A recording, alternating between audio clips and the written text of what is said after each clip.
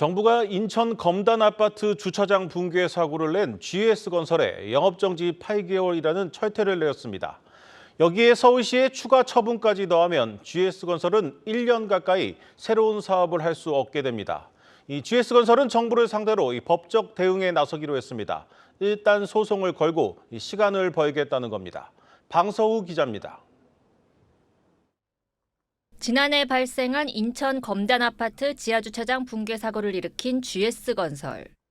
결국 국토교통부와 서울시로부터 9개월의 영업정지 처분을 받았습니다. 전면 재시공 결정과 연이은 소명에도 불구하고 무관용 원칙에 따라 감경은 없었습니다. 서울시의 영업정지 1개월 추가 처분도 그대로 적용될 가능성이 높습니다. GS건설로서는 사실상 1년 가까이 입찰 참여나 계약 등 신규 영업을 못하게 된 겁니다. 처분 이전에 도급 계약을 맺었거나 인허가 등을 받아 착공한 현장에서는 계속 시공할 수 있습니다. 다만 이마저도 일정 기간 후분양으로만 진행해야 해 외상공사에 따른 부담이 생깁니다. GS건설은 장기간 영업정지로 수조 원대 손실이 예상되는 만큼 법적 대응에 나선다는 입장입니다. 앞서 붕괴 사고 2건을 일으킨 HDC 현대산업개발도 역대 최고 수위의 행정처분을 받았지만 실제 영향은 없었습니다. 회사가 가처분 신청과 소송을 제기해 영업정지 명령의 효력이 정지됐기 때문입니다. 법적 대응으로 시간을 벌어 영업활동을 해나간다 해도 전망이 밝지만은 않습니다.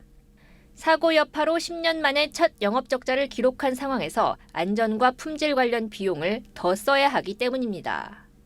실제로 GS건설의 전체 매출에서 원가가 차지하는 비율은 98%까지 치솟았습니다. 이에 올해부터 분양 목표를 전년 대비 10% 줄이고 물량 확대 위주의 수주도 하지 않겠다는 방침입니다. GS건설은 알짜로 꼽히는 해외 자회사인 GS이니마 지분까지 팔며 현금 확보에 나섰습니다. 상반기 말까지 인수 희망자들을 대상으로 법적 구속력이 없는 제안을 받을 전망입니다. 증권가에서는 GS건설의 원가 부담과 분양 불확실성 등을 감안하면 좋은 실적을 거두기는 어렵다고 봤습니다. 한국경제TV 방서우입니다.